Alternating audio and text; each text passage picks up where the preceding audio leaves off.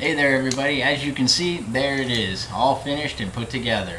Now what you also might notice is I'm not wearing the same clothes as I was. Well, I wish I could tell you that that was from actually spilling something on them or, rolling in something on the floor here, but unfortunately it's because we are on day 2.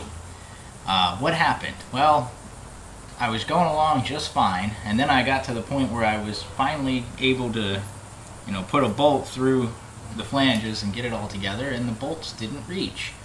Now, I don't blame the manufacturer for this. It could be anything. It could have been the shipping people that did that, maybe bent it a little bit.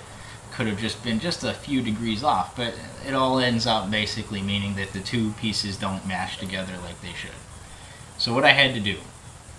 Well, on top of everything, the 1-inch bolts that the manufacturer sent me did not quite make it through the flange and leave me enough room to put anything on. In fact, when you put them through, they would actually go right through. You could literally toss this bolt right through both flanges and it wouldn't even touch it. So I had to figure something out. So I used some bolts I had laying around here to kind of rig it together so I could make it to the hardware store, which is a 5-mile drive. Now, I don't recommend you doing that at all, but it did work for me.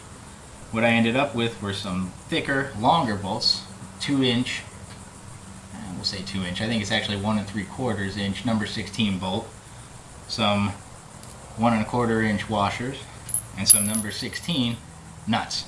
Now I also got some lock washers to go with that, but I used them all, so they're not in my possession now.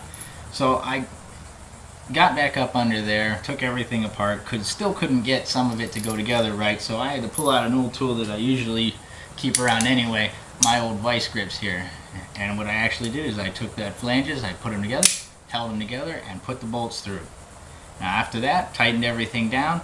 The stock pipe from the engine, which has actually looks like 2 catalytic converters on it or some 2-chamber system on it, actually did sit up a little bit higher under the vehicle afterwards, but nothing that is going to impede it in any way or cause any issues.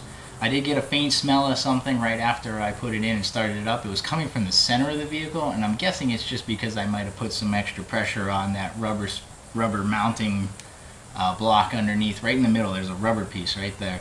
But still, no problems, no fires or anything, nothing to worry about. But there it is. My only complaint is that it does not sit directly in that little cutout for the exhaust. It's just, we'll say, probably a 1/2 inch to the right or passenger side. I've tried to move it over. I'm not going to mess with it anymore. It seems to be just fine. It looks pretty good. Sounds even better, and you'll hear it in just a second. Alright everybody, here comes that wonderful portion of shaky video where I get under the car and try to show you what I did. So there it is, and it's sitting pretty nice. Like I said, just a little off to the side. I can't really hold this level, but that hump in there, that cutout is actually fairly level. It's just a little off to the side. I did actually get it somewhere with pulling on it and adjusting those rubber spacers underneath, the rubber mounting blocks underneath. I'm not sure what they're called, but the rubber pieces. So let's see if we can get up under here. Alright. So there it is. Not too shabby. I'll try to get some of the light out of there. There we go. So again, this is after a day of driving on it. So if it's a little dirty, that's my fault. I did already drive on it. And that's a pretty beefy pipe. So there's that bolt job I was telling you about. Now I went from the top down only because I used the lock washers on it, so I knew it would be easier to go this way. Maybe I can get a better angle of it, but that's what I had to do. That's the monster right there. And as you can see, mine didn't quite go together, but it is flush in there. It is sitting just right in there. The stock pipe has kind of this bubble with a big hole in the top, and that's what comes out of that pipe. And it goes right inside of there and kind of pushes on the inside. And you can kind of see it in there. There's like some material that that gaskets in there a little bit. But that's it. Not much to it.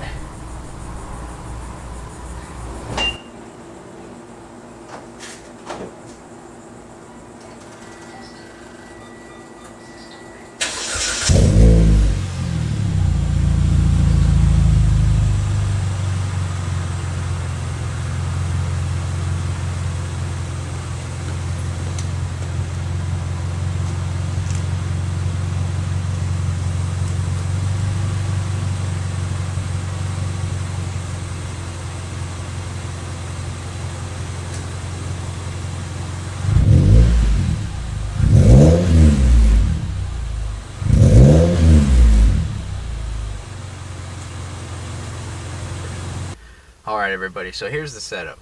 I decided, since I was transporting my equipment anyway, that I would do that in the car audio for you right now. The setup is it's about 80 degrees out, about 6 in the morning too. And I've got my microphone sitting with me on the passenger seat. It is kind of propped up a little bit, and it's at the exact same level that we were at yesterday, so it should give us a good baseline comparatively to that. So not sure exactly how I want to do this, but we'll give it a shot here. So this is going to be a cold start with the door open.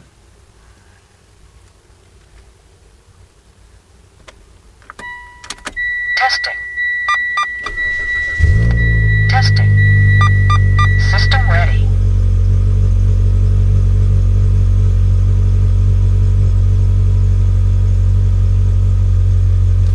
And then we'll go ahead and close the door. You can hear the difference probably.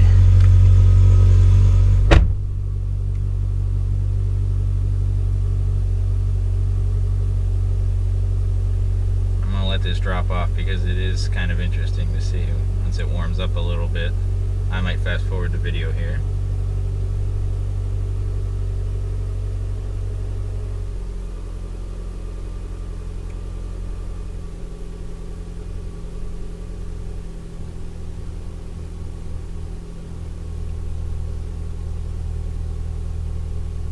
Even now, as I look at my monitor, it's down to half of the volume.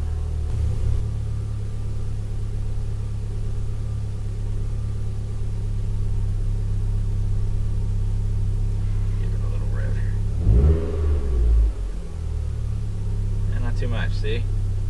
Sounds really quiet inside the car. I could talk to somebody next to me right now, no problem.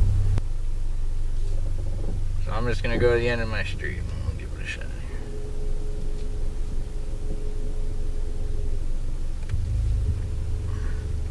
Alright everybody, this is a driving test here. I'm just going to go to the end of my road here.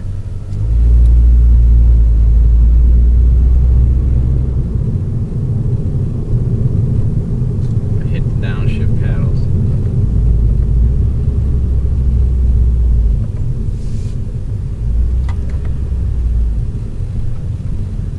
I think that for this exhaust, that's probably one of the better features there, is that you hit those paddles as you're coming down. And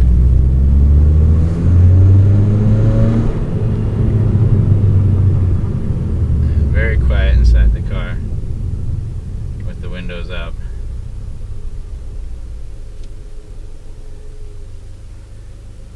Might be able to squeeze off one more test here. Let's put some windows down. Alright, they're about halfway down because I'm not in a good neighborhood.